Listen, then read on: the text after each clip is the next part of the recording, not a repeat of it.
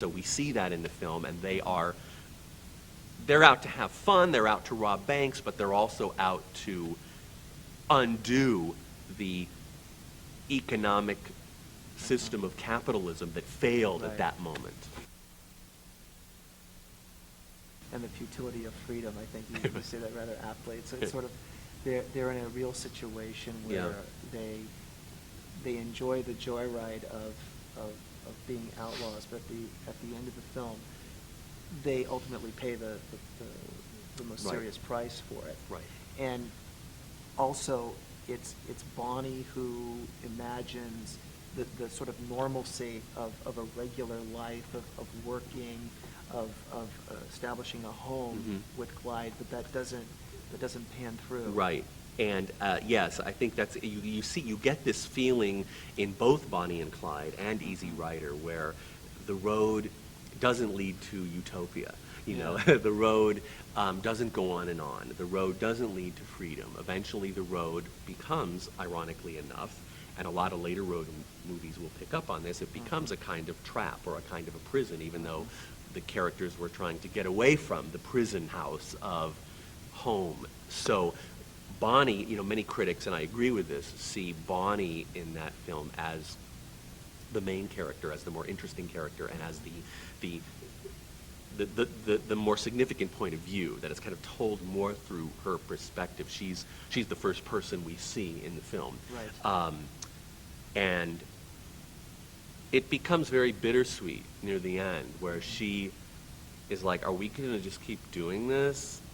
And Clyde doesn't see any problem with it, and he's kind of dumb, I think, in that respect. And yet, what the movie's about is that you've gone out on the road, you're an outlaw, you can't go home again.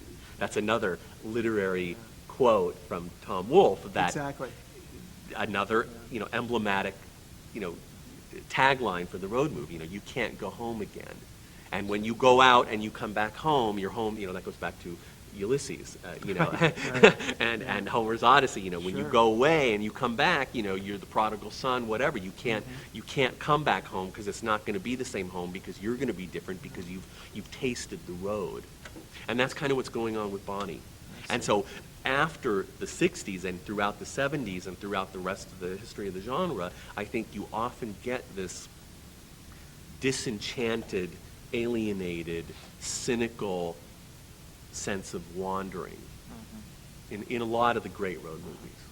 In the European road movie, however, there's a different perspective, whereas the road, I think you mentioned, takes on a different character altogether, being more a way of allowing the character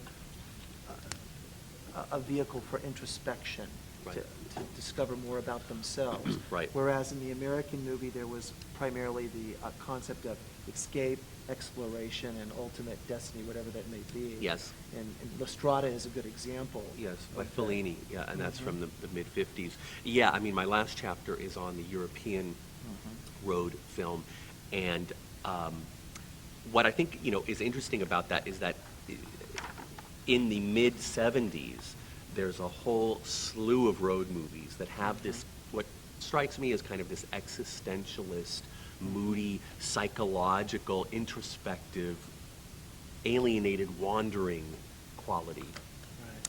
And Wim Wenders, the great new German director who started making films around the mid-1970s and is still making them, the name of his production company is Road Movies, and his first 5 or 6 films were road movies that are really some of the greatest road movies ever made. Okay. And they are not very American. They have much more of a European sensibility. They're more philosophical.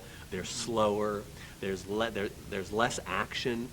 They're less connected to crime and to violence. They're also less connected to romance and this idea of hot sexuality, wild at heart. It's put aside. But what they do focus on, which connects to these early 70s American films, is the psychological focus, the emotional psychological focus. And Wenders talks about seeing films like Two-Lane Blacktop or Easy Rider and other early 70s road movies, and being struck by the disenchanted, wandering quality, and he incorporated that into his films as a reflection on, post-war German identity in Right. the shadow of the Nazi past, and Okay. he uses it for that. But I think, yeah, Fellini's La Strada, which is from the mid-50s, a lot of Ingmar Bergman's films, the French films by Jean-Luc Godard. Generally speaking, the European road movie is slower, more introspective. It has a very different tone than the American films, which are more connected to pyrotechnics, to car crashes, to action, to escape, to getting someplace and never getting there. The European road movies are often more like therapy for the characters. Interesting. Okay. They're more like they're more Freudian in a way. I mean, more explicitly so. Yeah, more like the 70s road movies. Yes, in they some are. way. They are that one period. To get into that a little bit. Yes. With the 70s, we see a distinctive shift, and that is typically reflected by violence, I think, as you Mhm. mentioned, Mhm. and also a sort of dehumanized cynicism. Yes. And we have a number of movies that it's also that come forth with that. Mhm. It's also the birth of the film school generation, which you mentioned. Yes. Coppola, Spielberg, Lucas, Yes. Scorsese, and others Yes. that really cut their teeth in this decade and Yes. produced some really fine films. Five Easy Pieces Yes. is one that, Yes. that rings a bell for many Yes. people. Yes, definitely. The famous scene in the The diner. diner. Yeah. That really vents for many of us our frustration with consumerism. Yeah, I mean, again, for me, the early 70s is a really crucial period because that's the period that comes after Easy Rider and Bonnie and Right. Clyde. These are all the films that I think are responding to what Bonnie and Clyde and Easy Rider opened up, which was like, hey, I can make a road movie that's a road movie. And a lot of the directors from the film school generation, like Coppola and Scorsese and Spielberg and Lucas to a degree, Peter Bogdanovich, that whole crowd that would go on to kind of save Hollywood, according to Peter Biskind in his film. He has this well-known book, Easy Riders, Raging Bulls, Really? how the Okay. film school generation saved Hollywood. And so, but before they saved Hollywood with Jaws and with Star Wars Right. and with, The Godfather, they made road movies. They were just coming out of film school, and that was the thing to do. And the films of the early 70s that are road movies, the two that I privilege are Two Lane Blacktop and Vanishing Point. Not that well known, but very interesting road movies. They have what you mentioned, they're pessimistic, they're nihilistic, they are moody, they are about psychology and emotion, even though at the same time they're very inarticulate.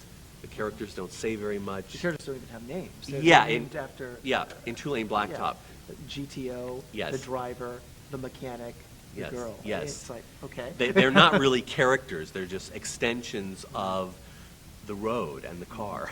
And they're just going somewhere, and you don't know where, and it doesn't really matter. But I think they're interesting documents of that time period. I mean, it's not that difficult to connect the mood of those films with the mood of, Watergate America, post-Vietnam America, the frustration of the counterculture not having its vision come to fruition, and The so 60s were a disappointment for these people, and now Yes. they're reflecting on that in the 70s. Yeah, that's right. That whole idea of the 1970s, Ideals, yeah. Ideals being crushed, ideals not coming to fruition. It gets reflected in these films where the characters are kind of, they don't belong, but they're not going anyplace in particular. And like Jack Nicholson in Five Easy Pieces, even though that Right. film has about a half-hour segment in the middle that is about a road trip he makes. The whole movie is just him kind of wandering from one situation to another, and he That's right. doesn't really belong He anywhere. wants to go back to see his dying father, but Yeah. he's very ambivalent about it,